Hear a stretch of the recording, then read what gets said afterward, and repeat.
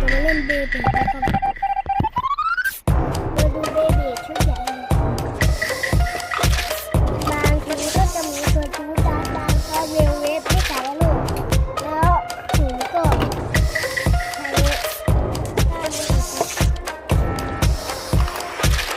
เริ่มจากที่การเอโร่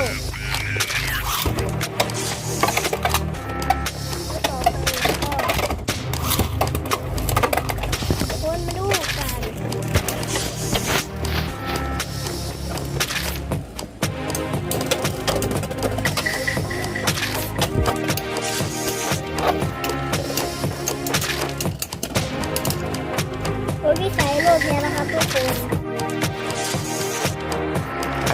ว้ายให้พวกเบเบดแล้วก็